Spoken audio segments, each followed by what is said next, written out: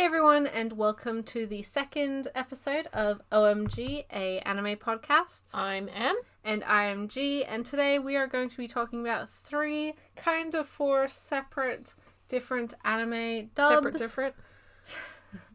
Hopefully you guys will enjoy them. They include the Discotheque Blu-ray release of Devilman. Demon's Man. I was thinking Devil Slayer. That's not even what it is. Demon Slayer. Demon Man. Did you mean Satan? Devilman with the infamous manga dub. I would not say infamous. I would say brilliant. We are following that up with the other UK funded dub, but American actually recorded dub of A Silent Voice, which has recently dropped on Netflix, so check it out there if you have not yet seen this fantastic film. And then finally we're going to be talking about the Konodan collection from Kuma Holdings, which is the third and fourth short films of This Boy Suffers from Crystallization and This Boy is a Professional Wizard, as well as the audio drama This Boy Can Be Called a Villain. So just before we get into it, I also want to mention that we got our wonderful new icon art for this, for the podcast and for my channel and they're social not from media. 10 plus years ago. Yeah, they're a little bit more representative. A little bit more ourselves. recent. The new ones were done by M's friend @_pigeon princess or pigeon.princess on Instagram. She is a wonderful artist. She does a lot of illustration for various fan art, anime, that sort of thing. OCs as well. As well as, yeah. Her OCs. Critical Role, yeah. No, I know she does. She's done Captive Prince art and things like that, and lots of fantasy themed. Lots of idol art as well. Yeah, she does anime boy idols. She does a lot of very pretty boy anime stuff. So if you're into that, maybe check her out. She also does commissions. Follow her if she interests you, and commission her as well if that interests you. I will leave a link to all of her social media, her Instagram and Twitter, in the description below as well. And I also have a link to her Twitter in my Twitter biography because I'm using this same art as my Twitter icon too. Now that that's over, we're going to go straight into this anime and straight into the tea. Let's go. Piping hot. I think we enjoyed all of these three things at various levels for various different reasons. But it was a bit of a mixed bag, but all entertaining and all good stuff. So yeah, we'll just get straight into it. Devilman. So this is the late 80s, early 90s OVA adaptation of the Devilman manga from the 70s by Go Nagai. Obviously a more recent adaptation in the form of Devilman Crybaby just came out early last year. So we have both seen that version previously. But M had never seen the OVAs. I had only seen bits and pieces, and I was aware of a somewhat infamous manga entertainment dub, which came out in the 90s. Very much of that era where they thought, well, anime isn't for children. We've got to put a whole bunch of cursing in there and just pretend like we're adults. So the first film, or the first OVA, is called Birth, and it covers the first part of the story where our main character, Akira, actually becomes Devilman, and sort of Ryo bringing him into awareness of devils and that sort of backstory. And then the second OVA, it follows I that think you mean Akira and Mickey and Rio, actually. There's no Rio, it's Rio. Miki Makamura? Yes, Mickey Makamura. So, obviously the dub is not 100% because it is very 90s. It is of its time. What did you think about the dub? Oh, I loved it so much, honestly. Was there anything in particular you enjoyed about it? The ridiculous amounts of swearing, the... Fucking A! Yeah, fucking A! something about a plaster instead of a Band-Aid. That's just Britishisms. Exactly. That's what made it. That's why I enjoyed it so much. There was also the very thick undercurrent of homoeroticism. How the hell have you been keeping? Bloody hell. I mean, Devilman has always had this element of somewhat more than friendship between its two main male characters, but it is particularly obvious within these OVAs. I don't know how they decided to do the pacing for the series. Yeah, it was a bit... Or for the OVAs. But it is a newly done Blu-ray by Discotheque Media. It honestly looks really, really nice in its Blu-ray form. But Devilman, obviously, because of the recent Crybaby anime and the recent anniversary, there's a lot more interest in it. The manga just got released. Demand. Yes. Demand causes supply. So it is nice that we have gotten some of these older OVAs available. The second OVA follows Siren. Yeah, Siren. And Serene? That large fight and her coming face to face with Devilman, formerly Amon, all of that conflict there. We also have Miki Nakamura and the Nakamura family being attacked in their home. That's a tongue twister. Miki Nakamura and the Nakamura family. Jesus. So she's got her parents and her younger brother, and they all are also housing Akira, because his family... Akira, I think you mean. Are his family missing, or are they just away? I think they're missing in the OVAs. I believe, because in Crybaby, I think they were just overseas. They were just looking out for him because they were traveling overseas. But in this, they were archaeologists that went missing. Like the dangerous job of archaeology. Well, they found demons, and then they were eaten. Yeah, they found the Pillar Men. I forgot. Kind of. The first few minutes, it's just the Pillar Man episode. Yeah. In the caves. And then there's the turtle with all the faces on his shell. And it's his mother. Yeah. That's also in Crybaby, but... Yeah, that was messed up. Honestly, his mom getting ripped... Yeah. I mean, Devilman sort of inherently is a messed up premise. I know. But I like...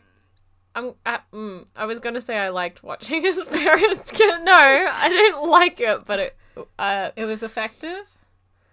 I liked it, but that's a terrible thing to like, but it was cool. Interesting. Something I hadn't seen in the previous Devilman. Or after the Devilman, the recent Devilman. Crybaby? Yes. That happened in Crybaby. Did it? Yeah, his mother was on the shell of that turtle one. Yes, but you wouldn't see his mother get, eaten. Lifted. Yeah. We did see him fight and have conflict because it was his mother on the shell. Yes, but we didn't see, whatever. We didn't see it. But it's been a long time since we've really watched an anime from that period as well. What did you think about... I know you like the older style of animation, like the 80s and 90s style, and cell animation. Yeah. Did you find this, comparatively to some of the stuff we've been watching recently, do you think it was nice to have a break with some of this older stuff? I really enjoy watching the older stuff because I like the animation. I like just the old feeling of it. Mm-hmm.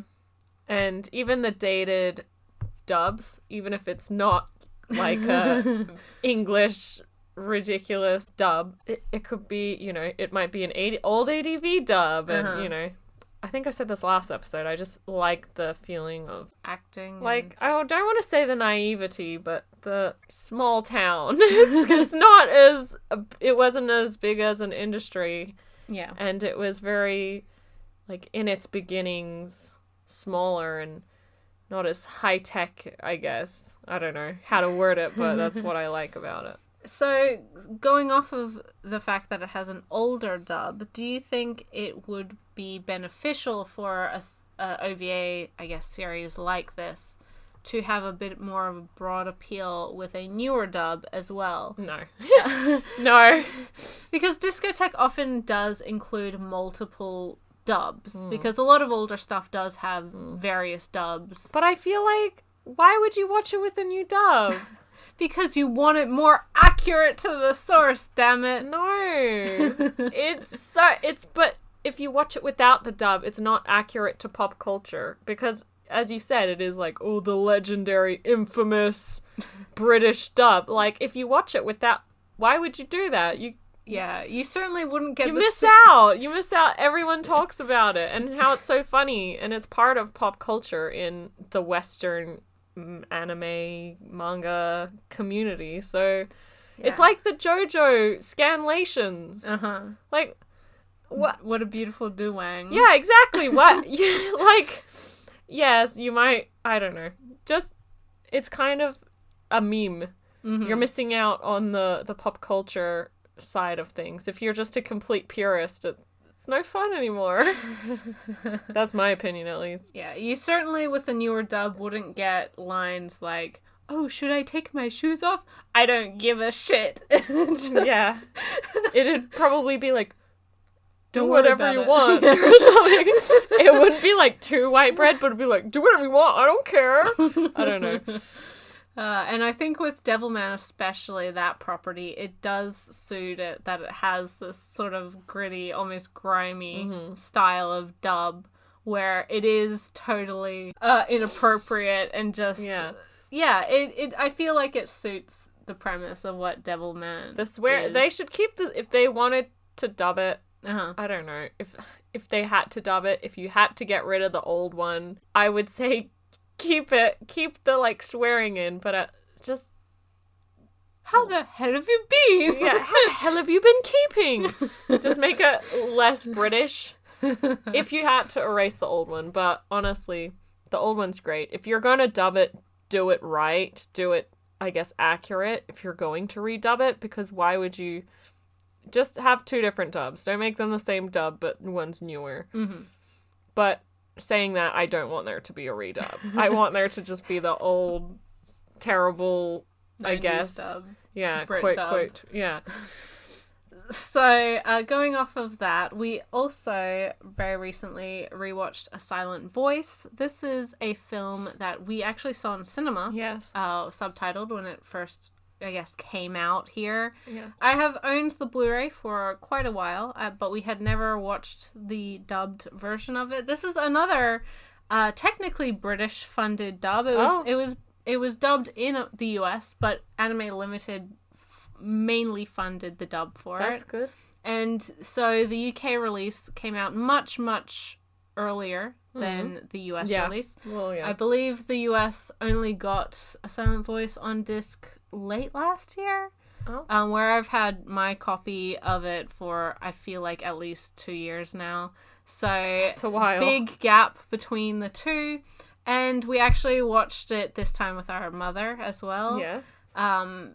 It's Mother always, dearest. it's always good to have her input on things as well, and she finds it a little bit easier to watch shows with a dub, so she's not reading subtitles. But this dub is particularly notable because it does hire a deaf voice actress for Shoko, our main female character. Yeah. We We also have Robbie Daymond as Shoya, our main character, who you probably know as Tuxedo Mask from the new Sailor Moon dub. Okay. He's also Crollo in the new Hunter x Hunter 2011 series. Not that we've watched that dub, but that's him. I like both of those characters. He is also, I believe, I feel like I know Crollo is Miyano Mamoru, but I feel like Tuxedo Mask would also be Miyano Mamoru. I feel like they're Miyano Mamoru characters. Yeah, he's very much a Miyano Mamoru character. But anyway, for those who are unaware, A Silent Voice follows the manga about a teenage boy who in his elementary school days bullied terribly a deaf girl, basically terrorized her, and actually so much so forced her to leave the school. After that happened, he was turned on by all of his friends and classmates and really ostracized for that. He was turned on by all of his classmates. No, not that kind of turned on. They turned against him. Yeah, so he turned his back on him. He becomes the bullied after being the, I guess, ringleader of this bullying group. And so ever since, his life has been fairly isolated and terrible. He doesn't have any friends. He doesn't have any self-worth. He feels like he is really needing to redeem himself for everything that he previously did when he was very young and stupid.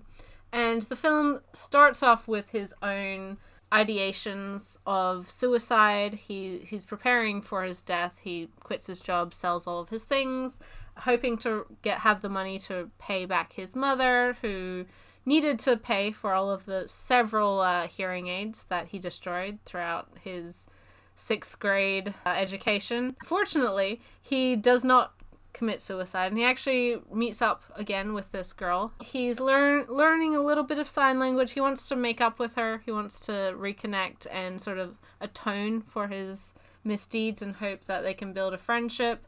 And from that, the whole story is about him, I guess, reconnecting both with the future and people around him, and atone for and reconnect with the people in his past. It follows him, but it's not just about him reconnecting with those he's lost or he's shut out from his life, but it's also about her as well, how she had things she had to overcome, and there's other characters who had things they had to overcome. So it does follow him, but during the end you kind of realize, oh, all of these people are, actual people, and real life isn't just, there's not a protagonist. You're the protagonist of your own life, but people are the protagonist of their own life, and they have their own things that they are not great at or they need to work on. So yeah, as I said, Shoko, our main female character, is voiced by a deaf voice actress called Lexi Merman Cowden. I believe this is her first and only role in anime. Oh. Understandably, I don't think there's a huge wealth of deaf characters within anime, but she does a wonderful job. I thought she was very liked good. it a lot. She was really good. She was very I'm glad sweet. they got a deaf person and didn't butcher and insult deaf people trying to do... Yeah, pretend to be deaf. Yeah, God. Yeah, I really liked her. She was good. Enjoyed it a lot. I really liked that part. This is a series or a film of which I've read the manga, and as we all know, does not read manga. Can't read. So she does not know the storyline of the manga. And so, in your opinion, how do you feel it works as like a film, as this overall story and sort of the events that happen within it? I liked it. I like it as a film. It's good. You want to elaborate on that? No? Do you want to elaborate on your question? Well, in the manga, there's a couple different story threads, but one of the major ones is that this group of teens are filming a movie. Okay. So Suka, his first friend. Yes. He's very into film. We see that. Okay. Like, he's crying in the movies. And he's got the Hollywood shirt. Yeah, he definitely thinks of himself as, like, a budding director. Yeah, and he did that, like, whole movie noir thing with the French fry and the ketchup. Yeah, he sees himself as, like, the next George Lucas or Steven Spielberg. He wants to be a filmmaker. Yeah, okay. So, as a group, they decide to make a film for the festival, the school festival. Yeah. So, a large part of the story is them filming and making this movie, and then other various things interrupted and all of that. And so throughout the manga, not only do we have this main story of these characters becoming friends or falling in and out of friendship and the conflict of the past and growing past what they've done before, but you also have them actually trying to make something. It also brings in Shoko's sister's skills as a photographer, and all of the various teens or people are characters within this film. And Shoko is sort of, I believe she's the main character, and it is about... Oh. So the movie takes it from his point of view rather than the manga, which takes it from her? No, the manga is from his point of view. It's always his story. Okay. But the film that they're making within the manga is from, I believe it's a love, from what I can remember, I believe it's a love story, and she's the main character. So that film works as a plot device to keep these characters together and interacting with each other when there really isn't a huge motivation for them to be hanging out a lot. Yeah. Aside from like, oh, I knew you from primary school, and also you were a dick motivation. So we have Miki, who is the class president-ish type. Yeah. She's the one with the glasses. Class rep. You hate. Yeah, I hate her. What a bitch. She's very much always a victim. Yeah, plays the victim. Never the instigator. It's never man her up, fault. be an actual adult. Take responsibility. Yes, take responsibility for her own actions. Admit that she's wrong. We also have Yuzuru, who is Shoko's sister, who is fascinated with photographing death. My favorite character. Love her. She's great. We also have Satoshi, who is sort of the new one within the group. Yeah, that guy. Okay. He has a larger part in the manga. I figured because who is he? He really doesn't have much of a reason to be in the anime aside from, he's in the manga and he's another male character.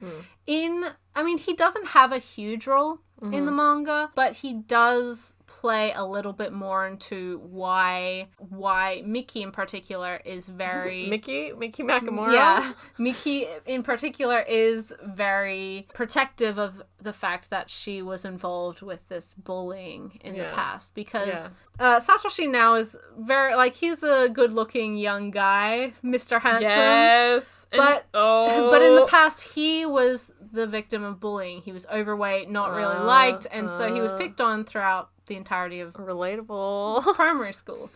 And so that's why, he says that he hates bullies and he hates people who, victimize others. Yes. And that's why even in the film, what kind of person bullies a deaf girl? Which is true. Why are you kids bullying a deaf girl? But you pick on those who are weaker than you. Yeah, but do you know what? The main guy... Mm-hmm. I don't know any other names, but the main guy, Shoya, mans up to it, owns up to it, and I shouldn't say mans up to it, but owns up to it. Yeah, he takes responsibility, and he's like, yeah, I did those terrible things, but, I've learnt and overcome that, and I'm trying to be a better person. Yeah. While those other people... The girls. Yeah, they're... Oh, no, I didn't do anything wrong. I would never do that. Just... If I was that guy and you were trying to impress me, I'd be like, yeah, I did some really terrible, horrible things.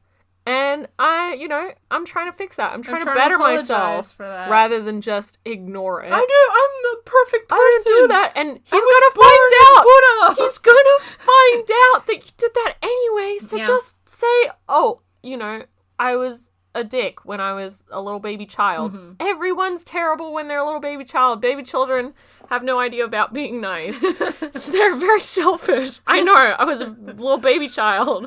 You can just say, I know I was a mean kid, or I didn't bully them, but I didn't do anything about it. I wasn't her friend. I was a bystander, Yeah. I didn't tell the teacher. I didn't tell an adult. I didn't try to stop it. I just played along. I was too afraid to do it myself. And I think a large part of that feeds into the unfortunate reality of bullying. 100%. Within Japanese schools especially. The sort of stuff that happened in that movie happened when I was in primary school. Not that there was a deaf girl. I was going to say blind girl. Not that there weren't either of those, but that sort of bullying, I'm sure, happened in every primary school. Yeah. Even if you don't, you're like, that didn't happen in my primary... Bitch, it did. You just you didn't see it. But in Japan, it's almost more than one or a couple kids bullying on one kid. It's the whole entire class turning against this. But yeah, I know. The outsider. I know, but that's happened. I've seen that happen. But it's a major issue in Japan. And it happens at all age grades as well, including the workplace. Like that, it's a prolific problem. As the guy was saying, he's not in the workplace yet. But as soon as he got to middle school, his friends were like, yeah, he's a bully. Don't watch out for him. Don't talk to him. And then in high school, it's the same sort of thing. They said the same thing. Yeah. It's him going from one school to the next, and that rumor, or not rumor, but the bad stink, I guess, from his past. His reputation. Yeah. his reputation follows him around. And I'm sure if this movie didn't happen, he would not the their events. Movie. Yeah, if the events of the film that occurred in the film, yes, did not take place in his workplace, that would still come back to get him. You know? Yeah. So especially now, if you think about, like, social media. Oh my god, cyberbullying. Even in the film, we have an issue of social media. That picture being posted online and him getting suspended for a week because he jumped into a river with his uniform on. Man. Because he's representing the school and doing bad shit. Oh, man, relatable again. I want to get your opinion on Naoka and Miyoko. So Naoka's the real bitch who's like, I don't think the black-haired girl. Yeah, I don't think we can ever be friends. We're both haters. Blah blah blah. And then Miyoko's the girl who wanted to learn sign language. The short-haired girl. Yeah, the mousy kind of short-haired girl. Yeah. Okay, so the really terrible bitch girl with the black hair. Yeah, Naoko. I hate her. I hate her with all my heart, in my guts, in my soul. I hate her so much. But I like her more than the blonde... Miki? Yeah, the one with the braids. Yeah, Miki. I hate her less than Miki, because Miki, at least this black-haired girl, tells it how it is. She's like, well, in her how she sees it. She's a bitch about it, but at least she doesn't try to hide that she's mean. She's like, oh, I hate this about you and I hate this about you and I'm going to tell you straight up that this is what I hate about you and I don't want to be around you and I'm just telling you. The other girl, she's just like, oh, is terrible behind her back, and that's way worse. And that's a thing lots of girls do. Yeah, absolutely. It's a very thing that's very prevalent in girl friendships, at least in elementary or primary school, from my experience. That is. And what about Miyoko? Miyoko, the girl who ran away. I like her a lot more than the other two. Well, she's a much nicer person. She's a nicer person, yeah. She, as the main character did say, oh, you ran away, yeah. Yeah, whenever the going gets tough, you just, run away. That's a lot less of a problem than being a bully. Someone, ripping their hearing aids. She tried, and sometimes when you're in grade school, your grade school community, your peers, peer pressure is a lot, especially for a little child. Mm-hmm. It's nervous. She was terrified, probably, of being bullied herself. Well, she was being actively bullied as well. Exactly, I know, for being the poor kid or she doesn't dress well, so they make fun of her. Yeah, which is terrible. Absolutely terrible. And, she ran away, but, she had her own insecurities. Mm-hmm. And that's why she did run away, because that's just how kids are. That people are. Yeah. Even when you grow up. So, say you were the writer, the mangaka. Yes. How would you change the story? What would you do to make it a story you'd be more satisfied with? Would you get rid of characters? Would you change certain plot lines? I'm kind of going to answer that, but then I'm also going to answer my own question I'm going to put out because I don't like your question. Okay. The question you've given me is, if you were a writer, what would you change? I wouldn't change anything because I really like the fact that one girl's just a straight up bitch. Mm-hmm. One girl's like a backstabbing bitch. Everyone is very different in their own way. It's not like the whole group is the same sort of mean, or they're all just talking about you behind your back. They all have different personalities and they all bring something different to the story. Yeah. It makes it a more dynamic story with dynamic characters and makes it more interesting. Yeah. So I would not change the characters because a lot of those characters are in real life. I like everything that happened. It's fine. Things are problematic in it, but people are problematic, and the things that were problematic were probably because of the people who were problematic. And problematic things are going to happen in your life, so I wouldn't cut that out. What I would say, my question I'm going to answer is, if I was in that situation, if those were my friends, not saying I'm a blind girl, not saying I'm a deaf girl. If those were my friends, and one was a bitch, if I was in this guy's shoes, I would not, I'd befriend. If I was the guy, I'd befriend the deaf girl. Yeah. And maybe the girl with the short hair, the poor, Miyoko. quote, quote, girl. she's nice. Okay, getting that bitch, talking to that girl, the bitch, black-haired girl, no. Yeah. You meet up with her, oh, maybe she's changed since high school. Oh, lots of people do, since elementary school, you'd sure hope so. Sometimes they don't. She didn't. So once he sees that she's a terrible person, don't worry about it. See her once at the cafe, it's okay. Just go to school, get good grades, have fun with your friends. Don't let that toxic personality snake slither into your life. And Miki, yeah, she's the class president, and just kind of put up with her as class president, but just don't interact. Don't try to involve her in your trip to Disneyland. Yeah.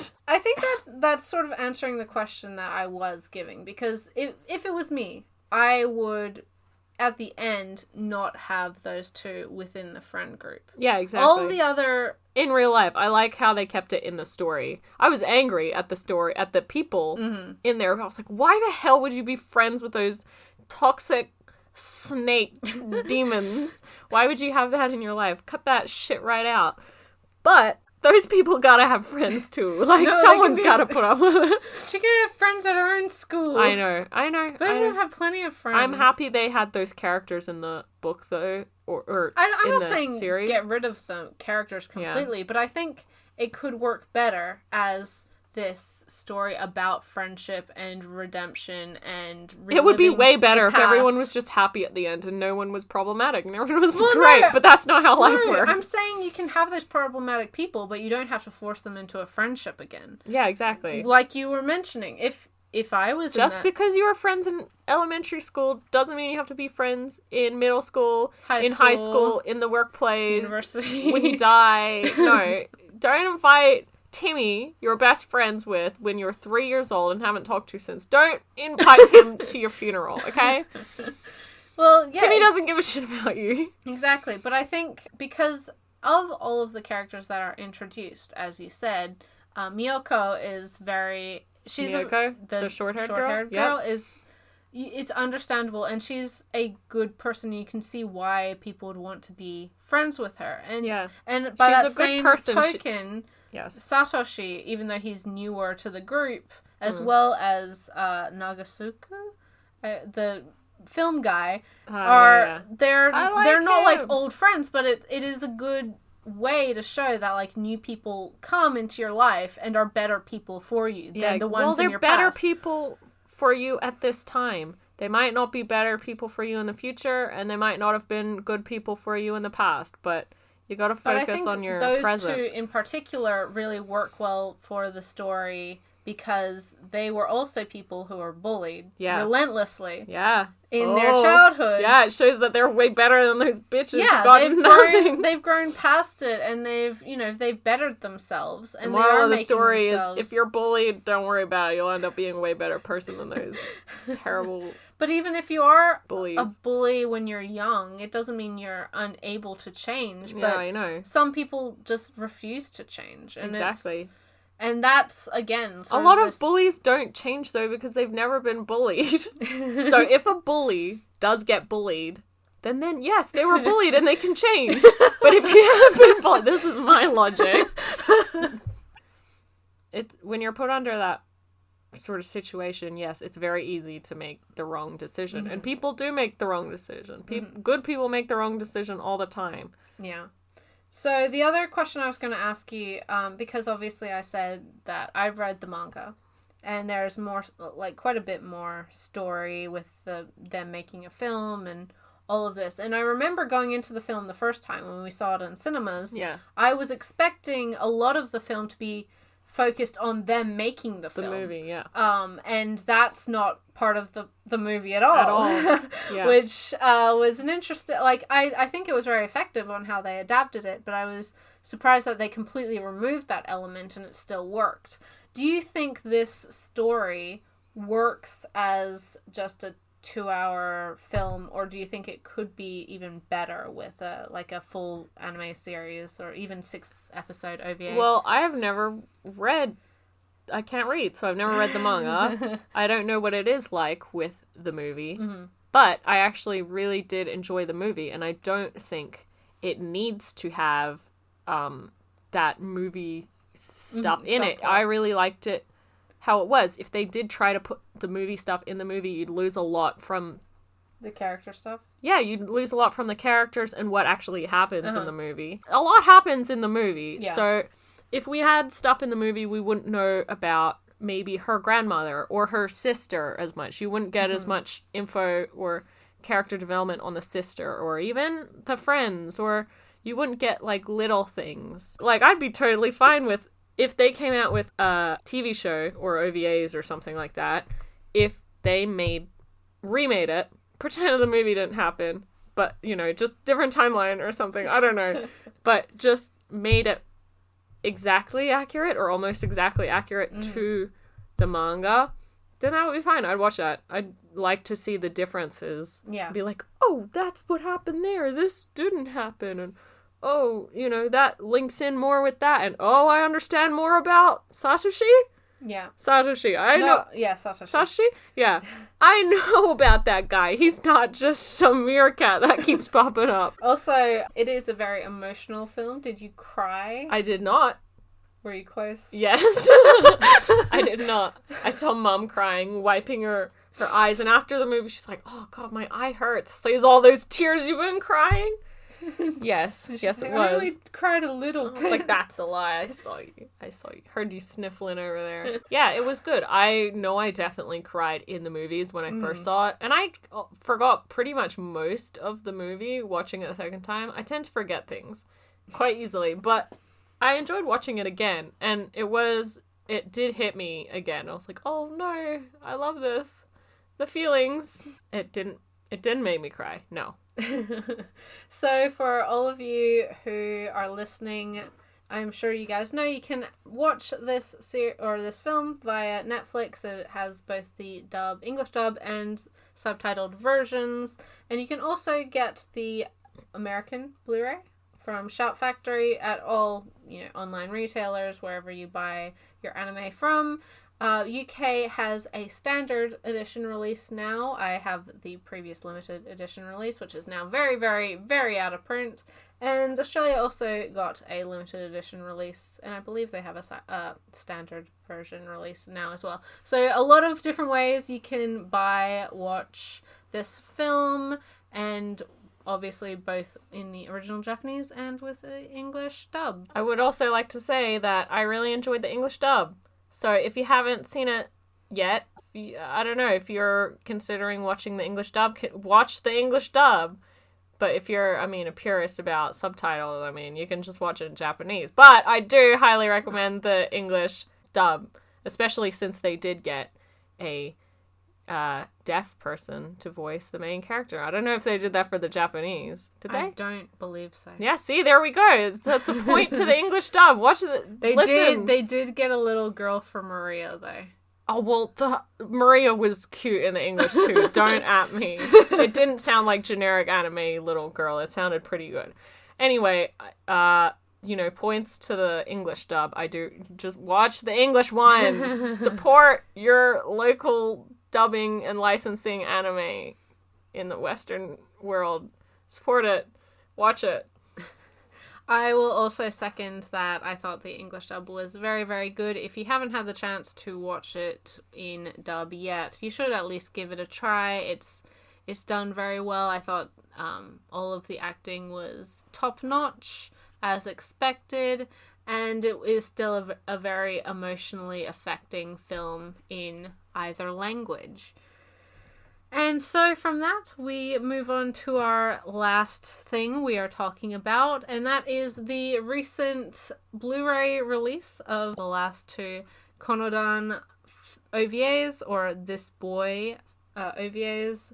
And this is released by Kuma Holdings, which is a very new licensor in the US. I love them. This is the only release that they've put out so far. I love good. First release, best release. There we go. Starting out great.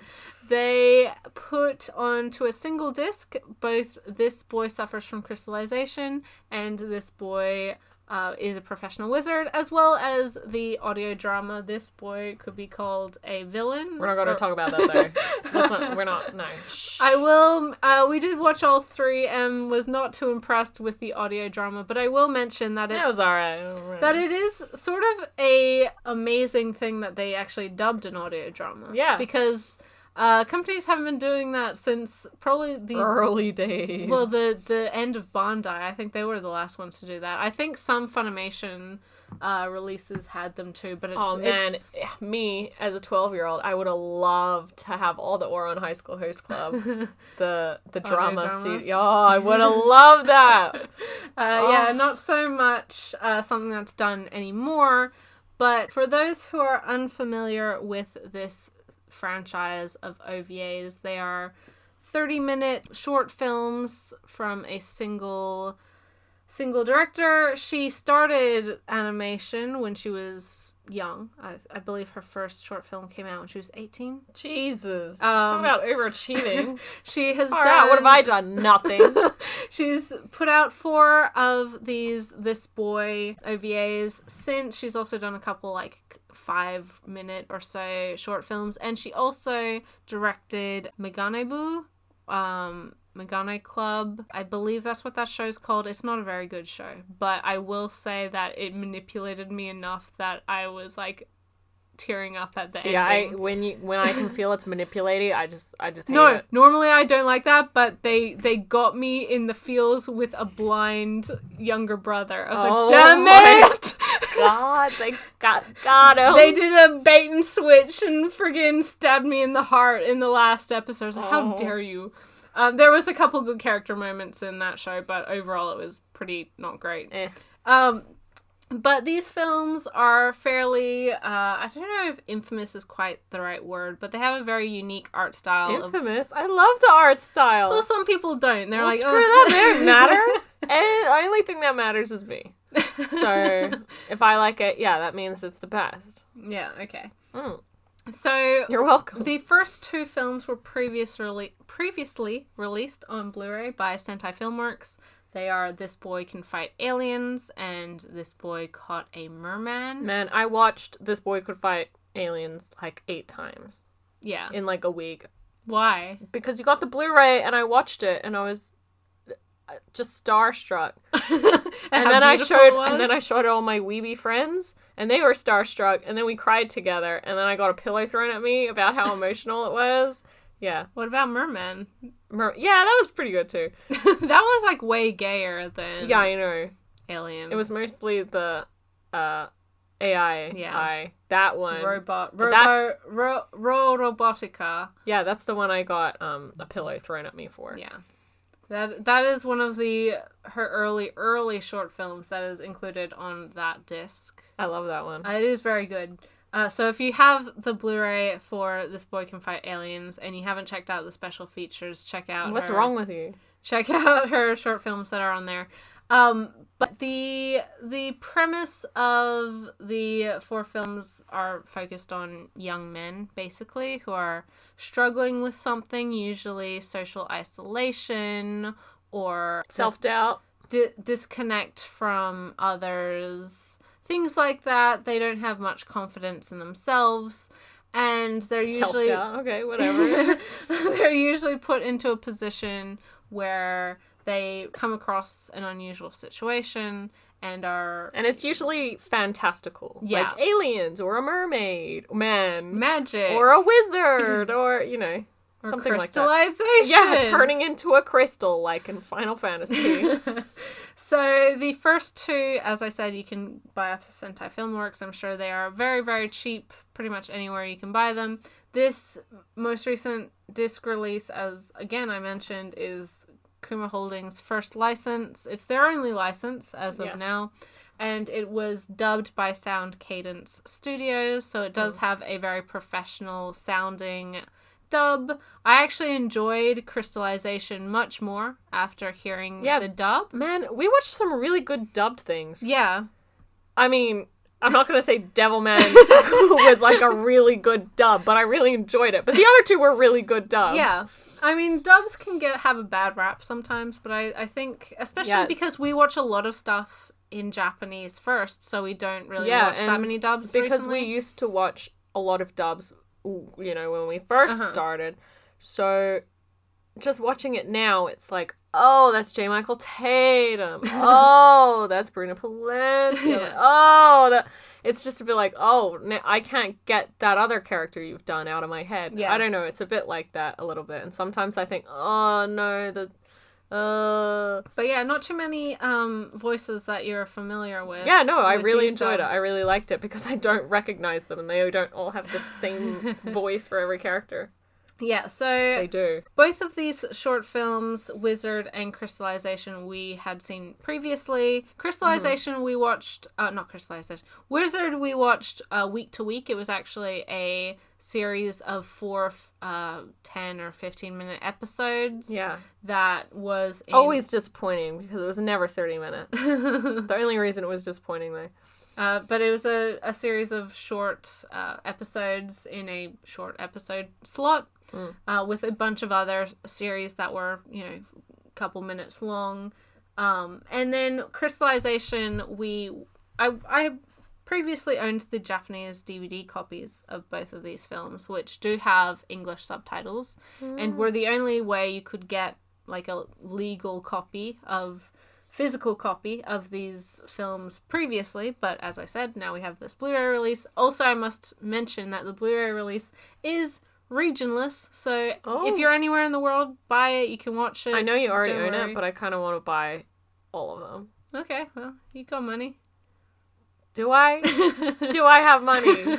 That's save up your money. You can wait for a Christmas sale. They're cheap. Christmas sale? Do you know how many money? Do you know? Yeah. Do you know how many monies they are? And do you know how many months away that is? It's not that far away. I have to wait for Christmas money. We're already in June. That's like 6 months away. Yeah. So Crystallization, when I initially saw it, I wasn't super keen on it. It's a story about a high school student who has been held back a year due to missing a lot of school from sickness. Relatable. But now he's suffering from... Not relatable at all. Now he's suffering from a condition called crystallization. Real condition. Actually does happen. I know because I am a certified medical doctor. A rock person? Rock medical doctor? Well, yes, I do rock. Medicine rocks, guys. But also his relationship, romantic and otherwise, with the school nurse. Yeah, a little bit. Whom is his only connection, you know, to people, his only friend. The crystallization is very much a metaphor for social anxiety and freezing up and inability to communicate with other people. I'm sure so many people could relate to that. If they watch that show or movie, short film, whatever it is, if they watched it, they'd be like, dude, my hand turns into a topaz when I can't pick up a pencil in front of the classroom. We have our, I guess, romantic relationship between those two, but then also our main character, Toyohi's struggle with making friends and feeling out of place because he's a year older than all of his classmates, and he should understandably, I'd be very conscious of that. Yeah, he's stressed out. I'd move schools so nobody would know. Oh my god. He feels like he's, you know, been left behind. All of his friends from his last class are graduated and heading through into no university. fault of his own, but through his crystallization illness, so... It might not have even been a different illness. It's not even said that it's the crystallization that caused this. Oh, well, yeah, he's got an illness, and then also the crystallization, the social anxiety as well, so...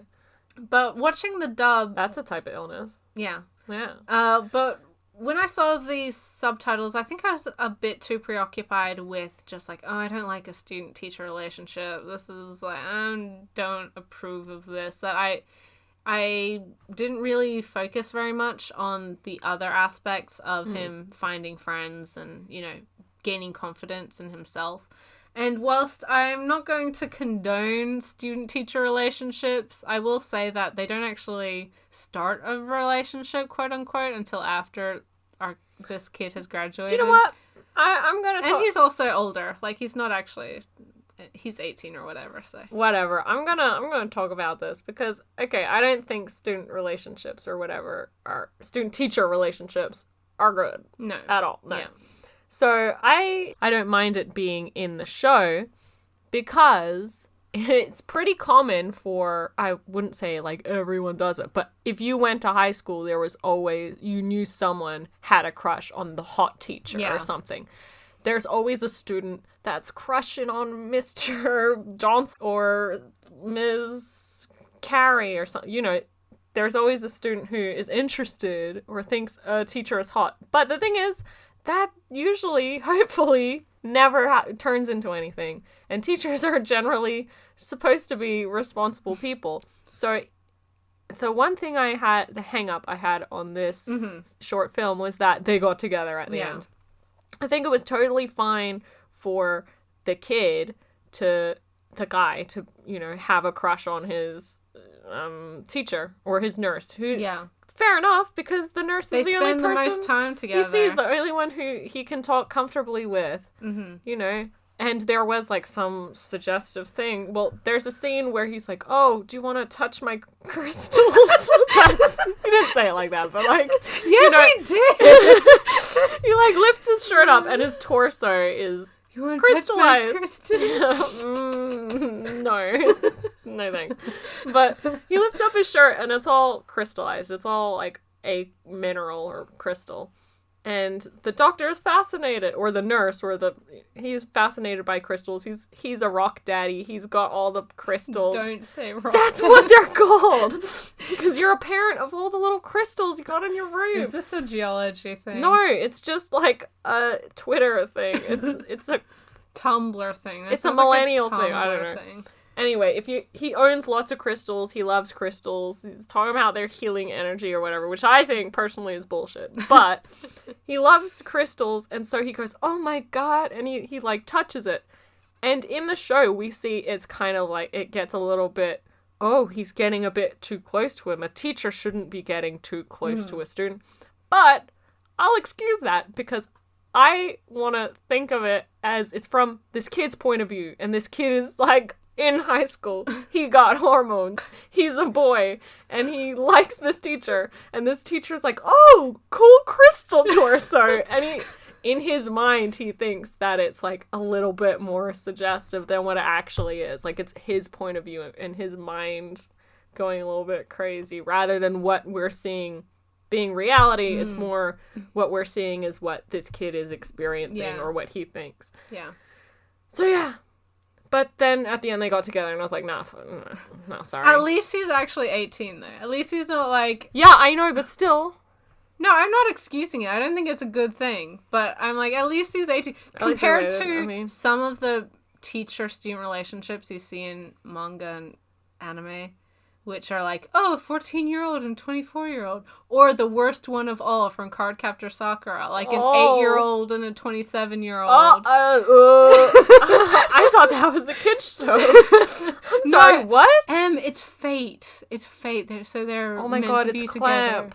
Yeah. Oh, so Clamp, you're very you're very problematic.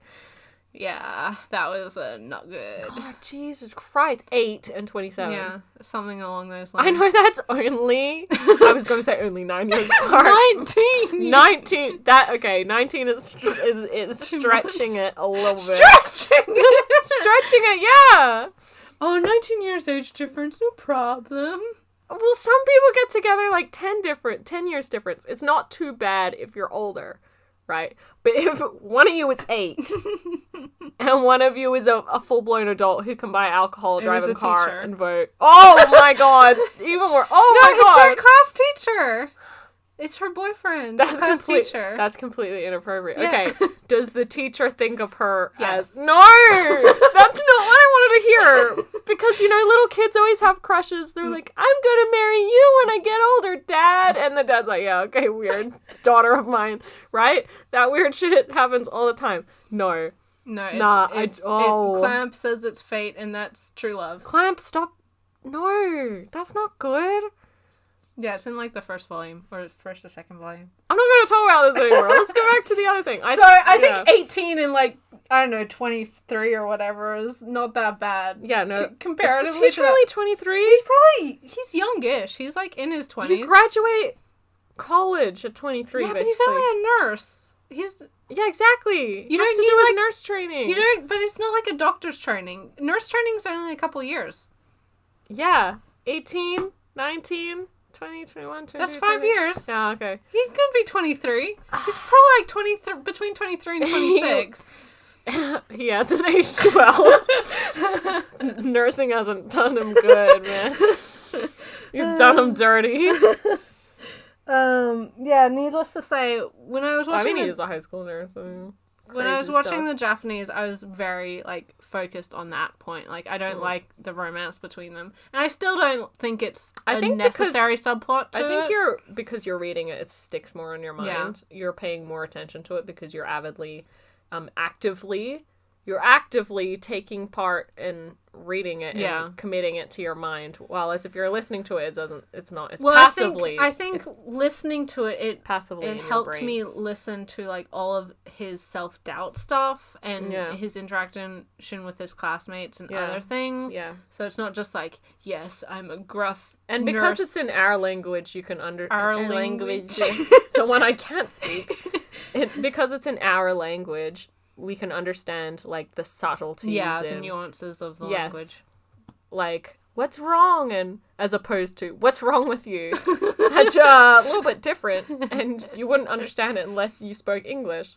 Well, at least. So crystallization, the dub for that, we have Tamare is Ryan McCand. And then Koya, who's the nurse, is Damon Mills. Damon Mills, I know he's been in a couple things. I don't think we've heard anything but his name is familiar. I don't think Ryan McKeon's been in anything. Good. I don't want J. Michael Tatum and, like, I was going to say Chris Pratt. What a crossover. Going into... I meant Christopher Sabat. Yeah, Christopher Pratt. Sabat. What a crossover. I would love to see that. I don't want to hear them. One role, that's all you're allowed. No, but I love to see, obviously those guys got to make money, but I love to see new people coming into the industry. I think it's variation between the studios as well, because Funimation obviously uses their cast, like their set actors who are on payroll. I mean, they're all freelance, but they're all Funimation voice actors.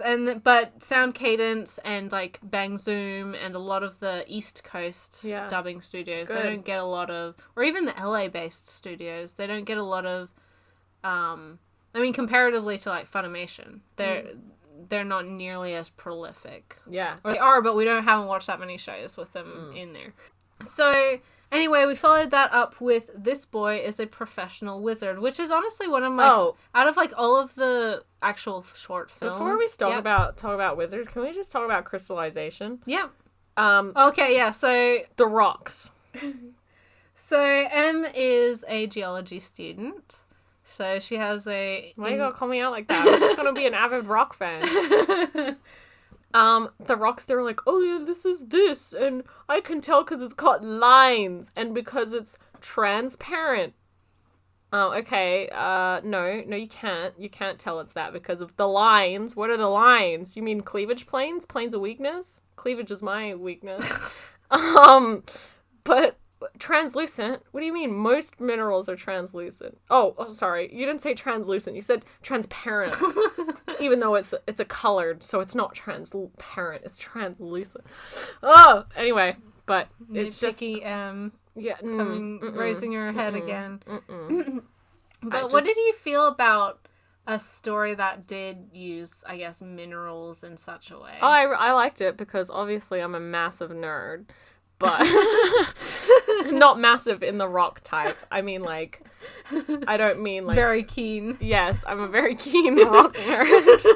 Not massive in the not the geology term massive, but do you want to explain the geology term? No, massive? I don't. It's basically just like meaning the whole rock is made up of very similar pattern, and it's not varied at all. It's very much all the same. Yeah, it's homogeneous. Yes, that's the word. I was trying to use simple terms so everyone could understand, okay? Jeez. Like, I don't want to explain it. I don't want to explain it immediately afterwards. But, yes. Okay, so anyway, now we're going to be talking about This Boy's Professional Wizard. For me, honestly, out of all 4 of the actual short films, discluding her couple, like, Ro Robotica and Around the World, or whatever the other one is, this is my favorite in story, because I think it's a little bit... I feel like it has more solid of a plot. I think it works well because it came out as a show, so you had to have something interesting happen in every single 10-minute yeah. section. And so it flows well nicely together. You'd think it might be too, like, quick. Oh, it rushes so quickly, but it's actually good. It's not... yeah. I also appreciated that the relationship was between adults. Yeah, calling the other one out. Yeah. No, because all of I actually appreciate it because it was between fucking adults, okay? No, all of the previous ones were in relation to teens. Yeah. Or people in high school. Yeah. Even it's aliens you're an adult. and mermen. Yeah, I know. It's because you're an adult, you appreciate the adult ones rather than high school. Well, it's not like I dislike any of the other ones, but I thought because they're adults and they have different priorities and different life experiences, it gives them more rounded of a character. And we see so much of, like, the youth of high school and, you know, be on the sport team in high school. Try to get the girl in high school. My harem of high school girls. Like, almost every anime is, like, very much high school. Yeah.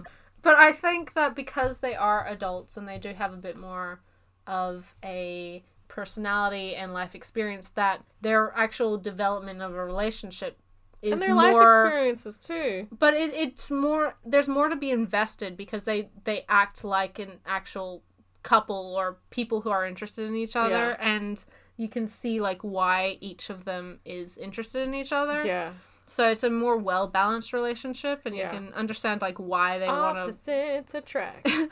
But you see why they want to be in a relationship with each other, other than just, like, you're my only friend I've ever had in my life. We were childhood best friends, and we grew up on the playground, and I love Miki Nakamura so much. Basically, link it back to Devilman. No, he loves Ryu. Well, they were also childhood friendos. Yeah. Friendos. Yeah, they were. It's friendos because it's a male friend. Yeah. It'd be frienda. So that Professional Wizard is about a professional wizard who works... Wizards are like police or... Yeah, law enforcement. Kind of, but they also... Fire department. Yeah, they're like all of the 911 people in one. Rolled into one. They're like... They help with natural disaster mitigation and recovery and stuff like that, as well as, you know, bad things, you know. Yeah. Our main character, Kashima, works for the Crisis Management Division, so he's there we go! He's responding to a lot of crises. 911 operator, how can I help? It's 119 in Japan, isn't it? I think Isn't it 111? No. No, 119. England's 999. Yeah. 111 is... Korea? I don't know. 119 is Japan, I'm fairly certain. Okay. And for anyone who's not from Australia who's listening, it's 000 here, the emergency number. Oh. And Oh.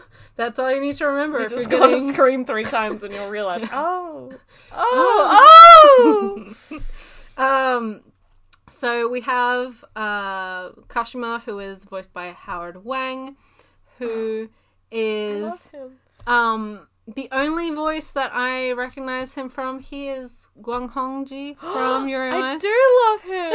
Oh my god, I love you, When I looked that up, I was like, that's my boy! Oh my god, what a beautiful child. And then we have Alejandro Saab as I don't Toyohi. even know him, but he's my favorite. Sorry, what? I wasn't listening. I'm too, like... starstruck. Tunnel vision for Howard Wang. But I was gonna say, I said Alejandro Saab is Toyohi, who is the other character.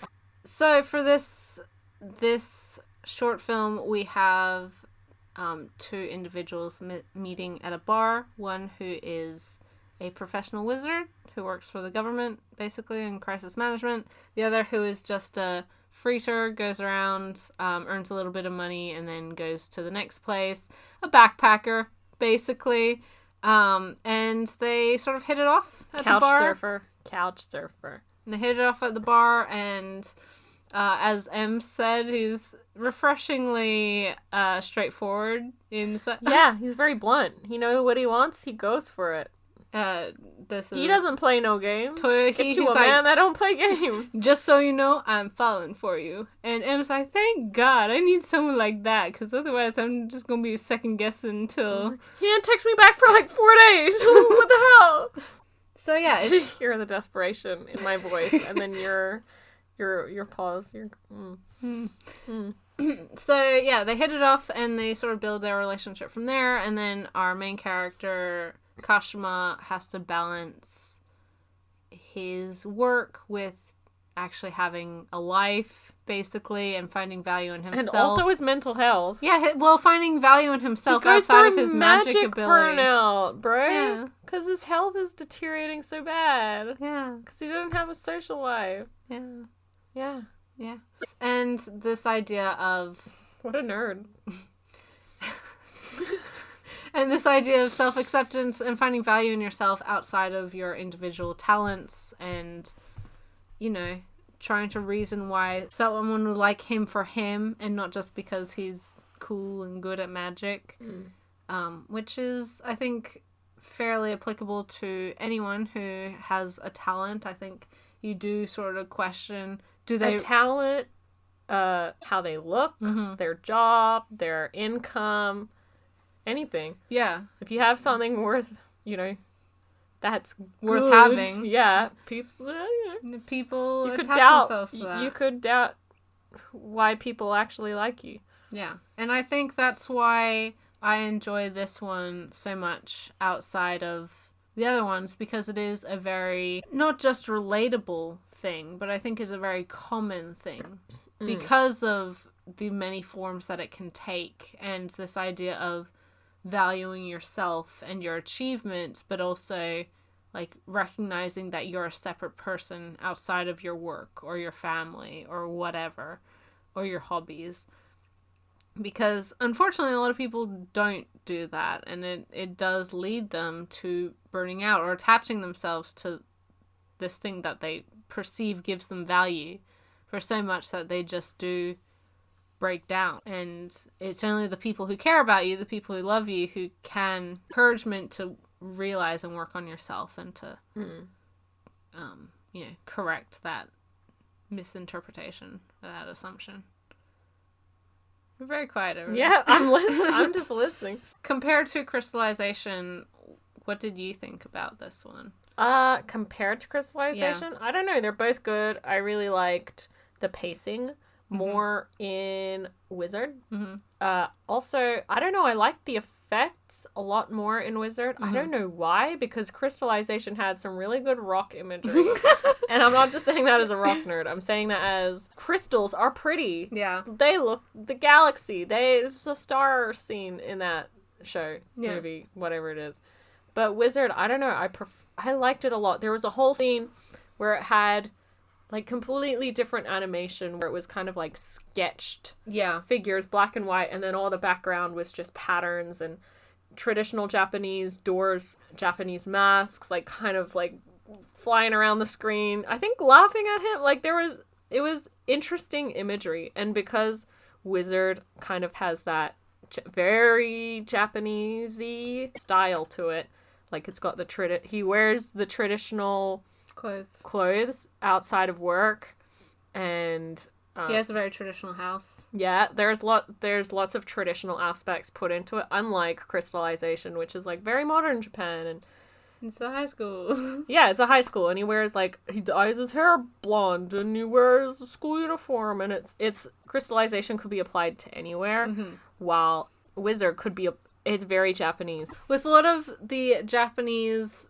media, you do get more Shinto-based spirituality, like the Shrine Maidens and that sort of thing.